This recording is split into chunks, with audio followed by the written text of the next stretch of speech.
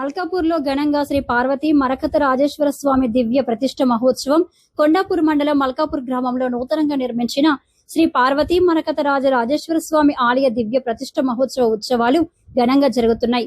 ఇందులో భాగంగా శ్రీ జ్యోతిర్వాస్తు విద్యాపీఠ వ్యవస్థాపకులు శ్రీ మహేశ్వర శర్మ సిద్ధాంతి పర్యవేక్షణలో మంగళవారం ఆవహిత దేవతా పూజ, ఆవహిత దేవతా హవనం, అష్టోత్తర శత గణపత్య జ్వర శీర్ష పారాయణం, విశేష మోదక హోమం, జలాదివాసం, క్షీరాదివాసం, సంకీర్తనం, ప్రవచం, విశేష పూజనములు మొదలగు పూజా కైంకర్యాలు నిర్వహించారు. అనంతరం భక్తులకు తీర్థ ప్రసాదాలు అందించారు. ఈ కార్యక్రమంలో మల్కాపూర్ భక్త బృందం, గ్రామ ప్రజలు పెద్ద ఎత్తున ఆవాహిత దేవతా హవనములు జరుగుతాయి. ఆ తర్వాత పంచసూక్త హోమం జరుగుతుంది. మనోశుద్ధి మళ్ళీ ఇన్ని తరాలు ఉన్నాయి, కాలేదు. మరి మీకెందుకైంది అవకాశం? మీకు ఆ భాగ్యం ఉంది కాబట్టి ఈశ్వరుడు మీ ద్వారా జయించుతూ ఉన్నాడు. ఇటువంటి కార్యక్రమం కూడా పునః చేయొచ్చు, చేయకపోవచ్చు. కానీ ఇప్పుడు మాత్రం మీకు అందరికి అవకాశం ఉంది.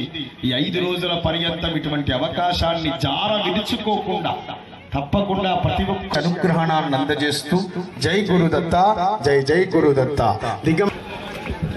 దిగంబర దిగంబర శ్రీపాద వల్లభ దిగంబర, దిగంబర దిగంబర శ్రీపాద వల్లభ దిగంబర, దిగంబర దిగంబర దత్త దిగంబర దిగంబర, దిగంబర దిగంబర దత్త దిగంబర దిగంబర, దిగంబర శ్రీపాద వల్లభ దిగంబర, దిగంబర దిగంబర శ్రీపాద వల్లభ దిగంబర. నమ శివాయ నమ. సరే, అది సీలింగ్ అయిపోతే టెంట్ చేయాలి. దాంట్లో ఏది వరకు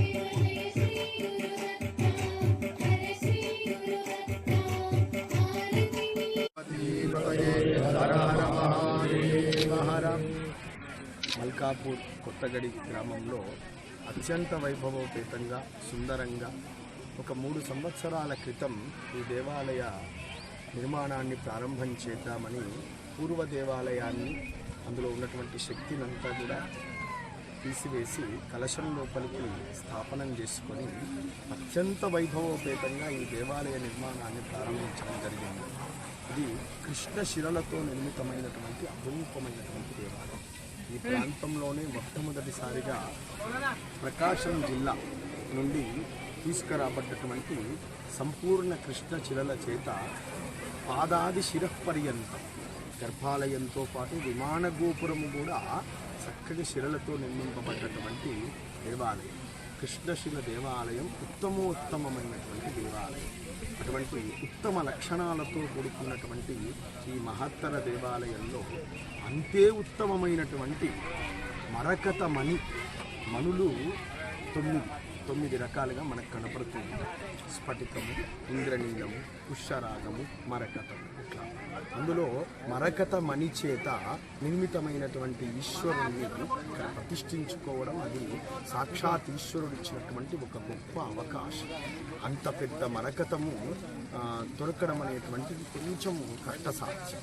అది వాళ్ళ యొక్క భక్తి ప్రపత్తుల చేత సాక్షాత్ ఈశ్వరుడు వాళ్లకు అటువంటి గొప్ప వైభవాన్ని ఇచ్చి ఇక్కడ ఇంత గొప్ప దేవాలయంలో అట్లా మరకత మణి చేత నిర్మితమైనటువంటి ఈశ్వరుణ్ణి ప్రతిష్ఠ చేసుకునేటువంటి భాగ్యాన్ని మనకందరికీ కూడా కల్పన చేశారు.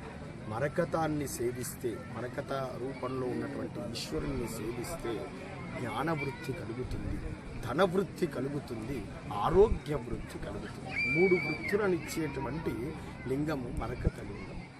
అటువంటి మరకత లింగాన్ని పంచాహ్నిక దీక్షా విధానంలో కలియుగంలో మనకు అన్నీ ఉంటాయి కానీ సమయం ఉండదు అని చాలా తక్కువగా ఎంత సాధ్యమైతే ఒక్కరోజే ప్రతిష్ఠ చేసేస్తున్నారు ఈ రోజులలో.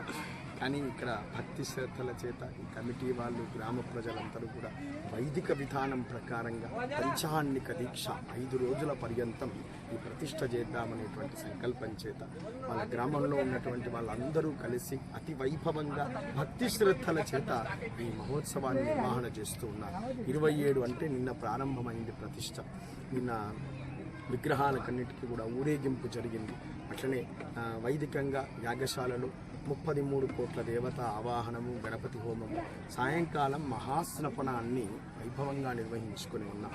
ఈరోజు మంగళవారం సందర్భంగా ఇదే వేదికలో 108 ఆవర్తనాల గణపచ్చదరవణ శీర్ష ఉపనిషత్తు పారాయణంతో పాటు తద్దశాంశ ఏకాదశావర్తన గణపతి హోమాన్ని ఇప్పటి వరకు వైభవంగా నిర్వహించుకోవడం జరిగింది. ఇక సాయంకాలం జలాధివాసము, బింబ సంస్కారము, ప్రతిమాశోధనం అనేటువంటి వైదిక కార్యక్రమాలను ఇక సాయంకాలం నిర్వహించుకోవడం జరుగుతుంది. రేపు ధాన్యాదివాసం విశేషంగా, ఎల్లుండి శయ్యాదివాసం, 1వ తేదీ పౌర్ణమి రోజు, విశాఖ శుద్ధ పౌర్ణమి రోజు ఇక్కడ మరకతేశ్వరుణ్ణి మనం ప్రతిష్ఠ చేసుకొని తరించబోతూ ఉన్నాము. అత్యంత భక్తి శ్రద్ధలతో జరుగుతున్నటువంటి ఈ కార్యక్రమంలో అనేక వేలాది మంది భక్తులు పాల్గొంటూ ఉన్నారు. తప్పకుండా ఈ మరకతేశ్వరుణ్ణి దర్శనం చేసుకోండి.